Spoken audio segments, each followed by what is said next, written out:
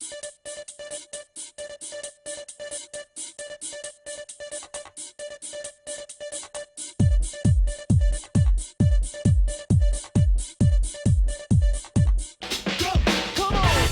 Set Radio.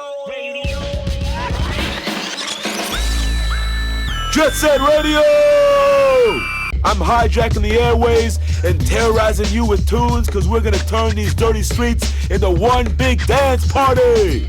Today on review, we are looking at Jet Set Radio for Xbox Live Arcade. This is also available over on PSN and on PC for $10 and coming later for the Vita, but at the time of the recording, the price for the Vita version have not been announced. So it's been over a decade since the release of Jet Grind Radio on the original Dreamcast, and now here we are now with the 8D remake. But for anyone who didn't play Jet Set Radio when it was released in the early 2000s, pretty much the story is made up of you playing as one of multiple characters within the GG gang, who is a rollerblader, spray painting, good old party dance type of gang.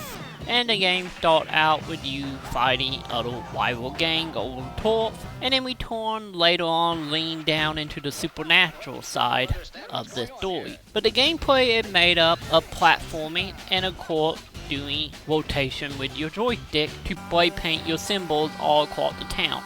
And the game is made up of every level you have a time limit. You go in, you find all the area needed to be spray painted while avoiding the cop, military, and so on, and trying to figure out how to get to all the areas, because some of the later ones can become a little complex and a little more interesting when it comes to platforming. But the game itself, any if it had been a decade, and the controls have been reworked a little bit to make it flow a little bit better, it still has some rough edges, sadly. Mainly the boss fight where you're having to tag 3 rival gang 10 times to get a past the level is of course extremely frustrating, and of course the races have not been eased up at all, and the AI for the races are extremely tough.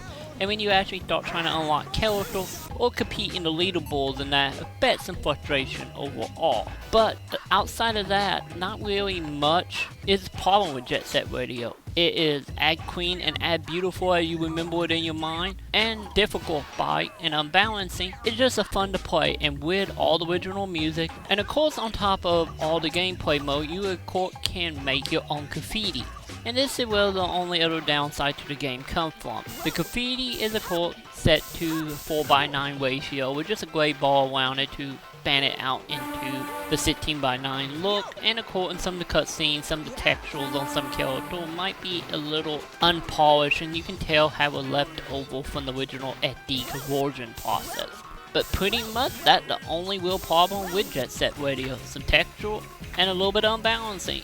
So if you're thinking about getting this, or you originally loved Jet Set Radio on the Dreamcast, it no doubt you should buy this. And for $10, it is a steal. So overall, I give Jet Set Radio for Xbox Live Arcade. Can the GG save Shibuya Cho from the trap of love, or is it too late? A 3 out of 5.